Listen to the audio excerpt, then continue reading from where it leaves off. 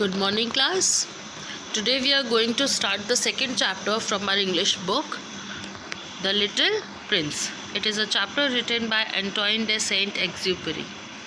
Before we start the chapter, let me ask you a question. Have you seen small kids studying in KG? 5 years, 6 years old? Have you seen them? What are the two things that you like most about them? Can you think of? Yes, number one is they don't have to study. Everyone will say this because we have to study so much. We have so much of work to do. They don't have to study, so that is very good. Okay, another thing that you like about them, about the small kids, they don't have to worry about anything. Even if they'll do something wrong, no one will scold them, no one will punish them. They don't have to take any responsibility. Yes, so no one will say anything. They are very small, they do not know, they do not understand, so they are not scolded, they are not beaten up, nothing, no one punishes them. But with us, even if we'll drop a pen, everyone will look at us. Can't you keep a pen properly? Yes or no? So yes, children are happy. But when you were a child, did you think like this? Didn't you think that I also want to become big like elders? No one understands me. When we are very small, we think that being an elder is such a good thing. Being small kid, everyone tries to bully us. Whatever they will say, we will have to do. We will have to always listen to them. When we are playing with the bigger kids, they will always bully us, and they also think that whatever we want to say, no one listens to us. No one gives importance to us, what we are going to say. We don't even get a seat in the car. We have to sit in someone's lap. So these are small things that they do not like about being a child. So every age has its own advantages and disadvantages. Small children will think the other way and they want to be grown-ups, and grown-ups will think that it was good, it was better when we were small. So this is also a story about a young boy who thought that elders do not understand him, and then he grew big, and some events occur into his life. So we will see what happened into his life. Let us start. Okay. Once when I was 6 years old, I saw a magnificent picture in a book called True Stories from Nature about the primeval forest. It was a picture of a boa constrictor in the act of swallowing an animal. So he says, when I was 6 years old, I saw a magnificent, a huge, a very nicely drawn picture. And there was a picture of a boa constrictor. Now, so what is a boa constrictor? It is a huge snake. And what does it do? It swallow. Swallow means to eat full. Nigal jana. Okay. So it swallowed the animals completely. And then it went to sleep. Okay. It is a big snake. Ajgar hota hai na? Vesa. It was a big snake, and it used to eat the animal, and then it will go on to sleep, and the animal will get digested himself. So here is a copy of the drawing. What is the drawing that he saw? This is the drawing that he saw. Can you see the snake trying to first it has gripped the animal into his tail, and then he'll just swallow the animal completely. In the book it said, boa constrictors swallow their prey whole without chewing it. They'll not chew it and eat it. They are not eating it. They'll swallow it. After that, they are not able to move, and they sleep through the 6 months that they need for digestion. So now, because they have eaten the alive animal, so they cannot move. So what will they do? They will just sleep, and in 6 months time, it will be digested. I pondered deeply. Pondered means I thought deeply. Then over the adventures of the jungle. And because he was a child, so whatever he could think of, he thought what else would happen.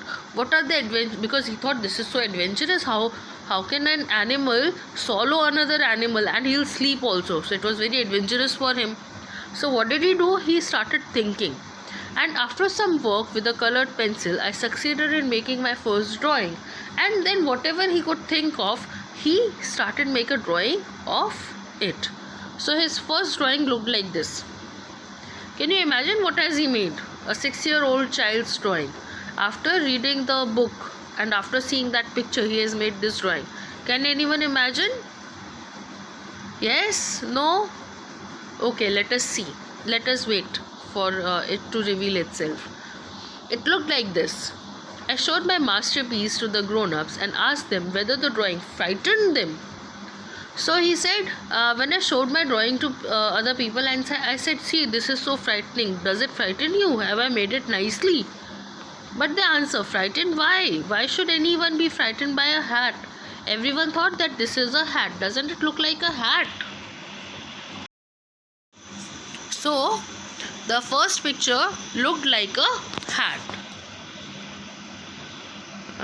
My drawing was not a picture of a hat. It was a picture of a boa constrictor digesting an elephant. But since the grown-ups were not able to understand it, I made another drawing. So now can you think of the picture as an elephant? This is a boa constrictor who has swallowed an elephant completely, and now who cannot sleep, who cannot, who's sleeping.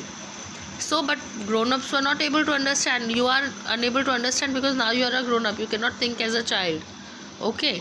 I made another drawing. I drew the inside of the boa constrictor so that the grown-ups could see it clearly. They always need to have things explained. He said, see, grown-ups need to have things explained. Whatever I say simply they will not understand. So I have to explain it to them. My drawing number 2 looked like this. Now can you see the boa constrictor? Now can you see the elephant inside the boa constrictor? This is his mouth in the right side, and he's just swallowed the elephant. So it is looking like a hat. From outside it is looking like a hat. See, this is the first drawing you saw. And this is the elephant inside, which you could not see, which he has shown the grown-ups. The grown-ups' response this time was to advise me to lay aside my drawings of boa constrictors, whether from the inside or the outside, and devote myself instead to geography, history, arithmetic and grammar. So he says the grown-ups did not, instead of encouraging me, they said, you cannot draw anything, so you do one thing, you stop drawing and you should concentrate on your studies, on your geography, on your history, on your arithmetics, on your grammar. So they were like, you also will agree that this is what always the grown-ups say. That is why at the age of 6 I gave up what might have been a magnificent career as a painter. I had been disheartened by the failure of my drawing number 1 and my drawing number 2. Grown-ups never understand anything by themselves, and it is tiresome for children to be always and forever explaining things to them. So then I chose another profession and learned to pilot airplanes. I have flown a little over all parts of the world, and it is true that geography has been very useful to me. At a glance I can distinguish China from Arizona. If one gets lost in the night, such knowledge is valuable. So he says, then I was very disheartened, I was very disappointed when elders said this, but it is okay. What I did, I chose another career. And what was the other career that he chose? To pilot airplanes. Yes, so he became a pilot and he flew all over the world. Okay, now he says, yes, for being a pilot, geography has been very useful. Why geography? What does geography teaches us? It teaches us about different countries, their latitude, longitude, area, vegetation, everything. So it says, because of geography, I can just distinguish China from Arizona, because he knows about the vegetation, he knows about the longitude, latitude, he knows about the climate, everything about all the places. So just being there, he will identify which places this he can identify. If one gets lost in the night, such knowledge is valuable. In the course of this life, I have had a great many encounters with a great many people who have been concerned with the matters of consequence. I have lived a great deal among grown-ups. I have seen them intimately, close at hand, and that hasn't much improved my opinion of them. So what is his opinion about the elders? That they do not understand anything until and unless you explain everything to them. Just by saying, they will not understand. So he says, because he's traveled all over the world, because he's a pilot, he's flying an aeroplane, so he must be taking different kind of people in his plane. So he says that as a matter of consequence, I have met great deal of grown-ups. So many people travel into my plane, and I have seen them intimately, very closely. And but even on meeting them, even on seeing them closely, my opinion has not changed. Whenever I met one of them who seemed to me at all clear-sighted, I tried the experiment of showing him my number one drawing, which I have always kept. See, he said, whenever I met someone who I thought is very intelligent, I used to show him my drawing number one. I would try to find out if this was a person of true understanding. But whoever it was, he or she would always say, that is a hat. Then I would never talk to that person about boa constrictors or primeval forests or stars. I would bring myself down to his level. So he says, whenever I show any picture to anyone, even if I think that this person will understand me, whenever I show them the picture, they will always say that this is a hat. And if anyone says it is a hat, I never ever talk to them about the things that really I am I like talking about. I don't talk to that person. I don't talk to them about primeval forests. I don't talk about stars. I will not talk about all this, but I would bring myself down to their level. This is something that is beyond their level. They will not understand. So what is their level? Their level is to talk about bridge, golf, politics, neckties. This is what all grown-ups will talk about. And the grown-up world would be greatly pleased to have met such a sensible men. And when I talk to them about geography, about politics, about the different kinds of neckties, about golf, about bridge is a card game. Okay, so everyone will be very happy. We have met such an intelligent man and sensible man. So I lived my life alone, without anyone that I could really talk to, until I had an accident with my plane in the desert of Sahara 6 years ago. She said, I lived my life alone only, and I could really not. I'm talking, but talking your heart out when you want to talk about what you think, what you imagine. He had never found anyone such as that until I had an accident with my plane in the desert of Sahara. So once he was going in his plane, and his plane crashed some 6 years ago. Something was broken in my engine, and as I had with me neither a mechanic nor any passengers, I set myself to attempt the difficult repairs all alone. It was a question of life or death for me. I had scarcely enough drinking water to last a week. The first night then I went to sleep on the sand, 1,000 miles from any human habitation. I was more isolated than a shipwrecked sailor on a raft in the middle of the ocean. So he says, see, on the first night, because I was all alone, there was neither a mechanic, no one was traveling with him on the plane. There was not enough drinking water also, and we know how Sahara Desert is like. You will not find water there. So he says, I did not have enough drinking water, and the water which I had scarcely means very, very just about, very little. Scarcely enough drinking water to last a week. That means in this desert, I had to go out of this desert within a week. Now, when you see in a desert, have you seen an ocean or a desert? If no, I'll tell you in the pictures you must have seen. If you are stuck in a desert, somewhere in between the desert, you will see everywhere there is sand. Till wherever you can see, there will be only sand. You cannot find out the way yourself. It is very difficult. Only sand, nothing else. So he says, I did not have enough time. Whatever I had to do to repair my engine, it had to be done within a week. The first night then, I went to sleep on the sand, 1,000 miles away from any human habitation. And he says, there is no human habitation where people live. So nearby there was no human habitation. I could not see anyone living nearby. I was more isolated than a shipwrecked sailor in the raft in the middle, or on a raft in the middle of the ocean. He says, I was much more alone than, if a person is going in a sea by a ship, and in a sea also you will not find anyone or anything. So I was more isolated than a shipwrecked sailor on a raft in the middle of the ocean. In the middle of the ocean, if raft is the kind of a small ship made of only the uh, wood, so it is that kind of a ship. And if someone is just uh, alone in the sea, how will he feel? Only water everywhere. So thus you can imagine my amazement at sunrise when I was awakened by an odd little voice. And he says, when I woke up, there was a little voice, and I was very amazed because there is no human habitation nearby. It said, if you please draw me a sheep. And there was someone who was standing near me and saying, please draw me a sheep. What?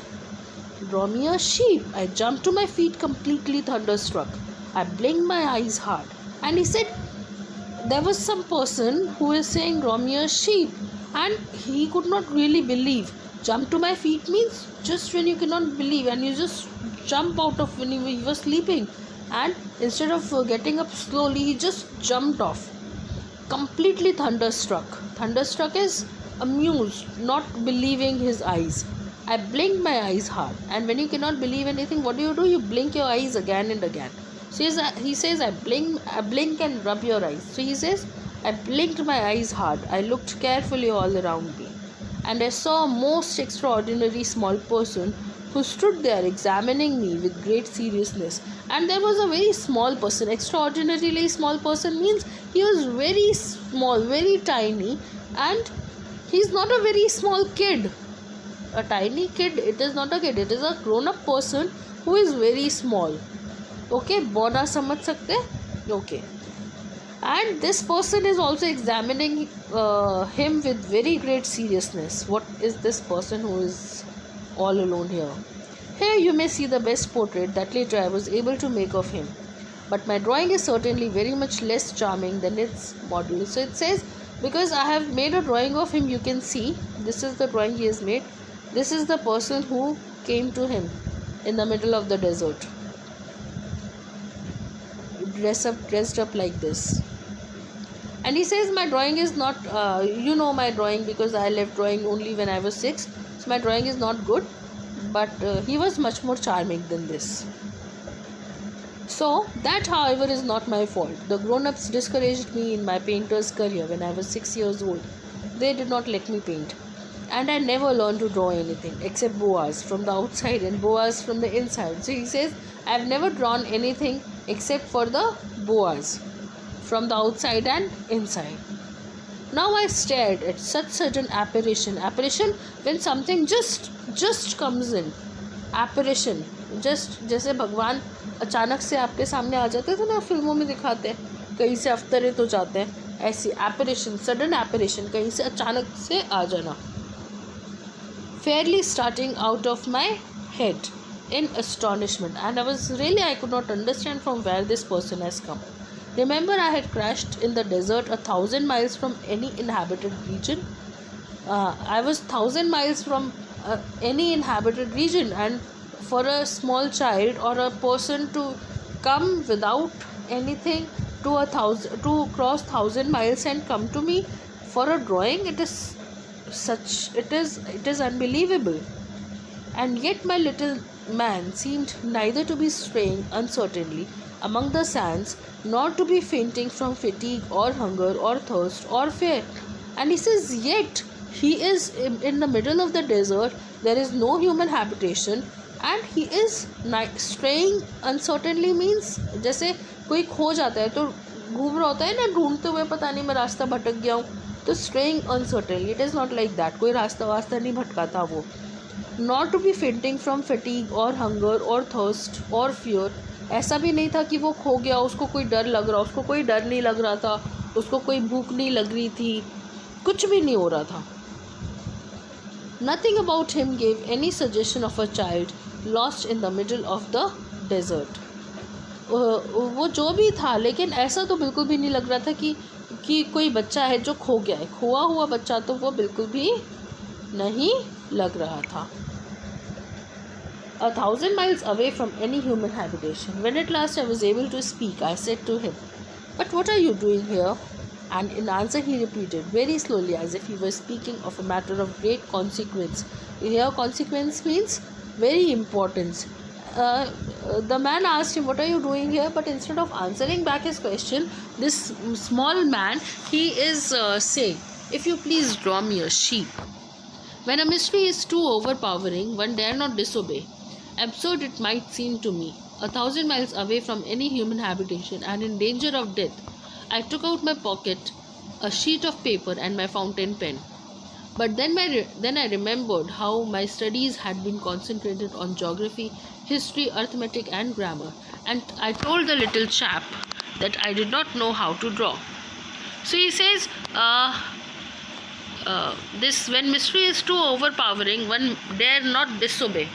Because this is mysterious, from where has this person just apparated? He has just come to him. So he says, this is a mystery to me. And when something is overpowering मतलब जिसको आप समझ नहीं सकते, तो ऐसी कोई चीज़ जिसको आप समझ ही नहीं सकते, then you should not disobey it. Whatever he is saying, I should do it. Absurd बेवकूफ़ी जैसा लगना. 1,000 miles away from any human habitation and in danger of death. मतलब this person is away 1,000 miles and there is no human till 1,000 miles, and he is not scared. He might die out of hunger and thirst, but he is not afraid. So he took out, this man took out a paper and a pen, and then he says, see, then he remembered, I have never drawn anything since my childhood. So he says to the little chap, see, and little crossly too. Crossly means a little, not meanly, किसी से meanly बात करना. That doesn't matter. Draw me a sheep. लेकिन उस आदमी को कोई फ़र्क ही नहीं पड़ा आपको ड्राइंग आती है या नहीं आती है. वो क्या बोल रहे हैं, बस कोई फ़र्क नहीं पड़ता है आपको आती है या नहीं आती है. That doesn't matter. Draw me a sheep. But I had never drawn a sheep. So I drew for him one of the two pictures I had drawn so often. लेकिन इसने कभी ड्राइंग में sheep तो बनाई नहीं थी. तो he said, I only knew 2 drawings to be made. So I made one of them. It was a boa constrictor from the outside. So I made a drawing of boa constrictor from the outside, one which looked like a hat.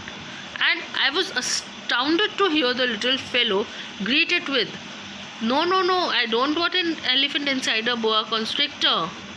So this is the first person in his lifetime who has actually understood his picture, and he says, just by looking at the picture, this is a boa constrictor, I don't want a boa constrictor. A boa constrictor is a very dangerous creature and an elephant is very cumbersome. Where I live, everything is very small. What I need is a sheep. Draw me a sheep. And this small person, what is he saying? I don't want a boa constrictor. It is a very dangerous creature. I get frightened by it. It is very dangerous. And elephant is very cumbersome. Cumbersome is heavy. And elephant is very heavy. And he says, the place from where I have come is very small. Everything is small there. What will I do of this cumbersome elephant and a boa constrictor? You draw me a sheep. I need a sheep only. So this man drew this sheep. Can you see the picture? Yes. So I made a drawing. He looked at it carefully. Then he said, no, this sheep is already very sickly. Make me another. So he doesn't like this sheep. He says, this is very sick, I don't like this sheep, you draw me something else. So I made another drawing. My friend smiled gently and indulgently. He made another drawing which looked like this. So the little friend, he smiled and he says, you see yourself, that is not a sheep, it is a ram. It has horns. What is a ram? The male version of sheep. So he says, this is not a sheep, this is a male sheep, it is a ram. It also has horns, see. See, this is the second drawing, sorry, and this is the first drawing. Here it is given wrong. This was the first drawing, sickly one, and this is the second ram. Okay, and he says, so then I did my drawing over once more, but it was rejected too, just like the others.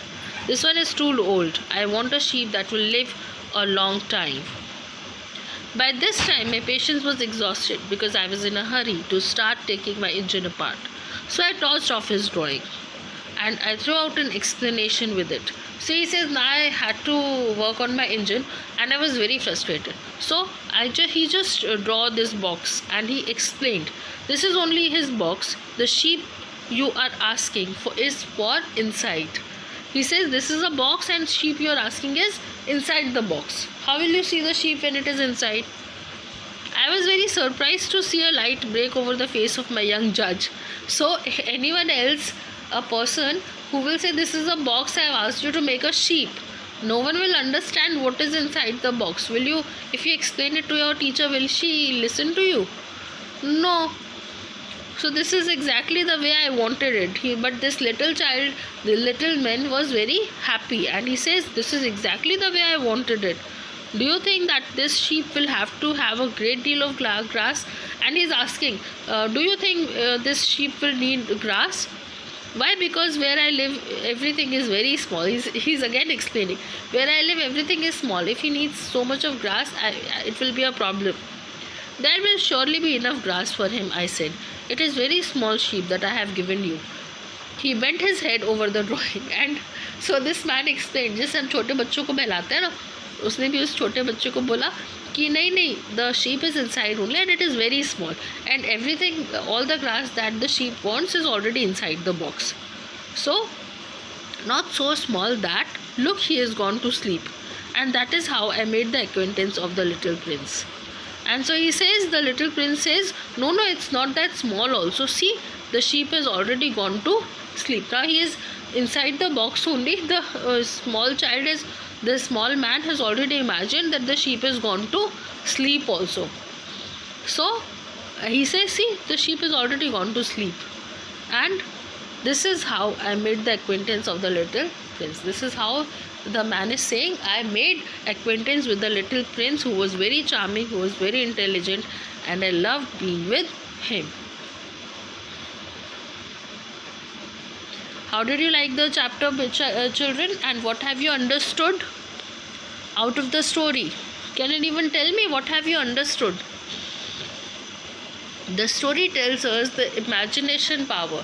If you talk to the children, if you tell them that when they are not eating food, small children, and if you tell them, see, there is going to be a animal outside and he'll come and he'll grab you, he'll come in the night, they'll listen to you and they will believe you.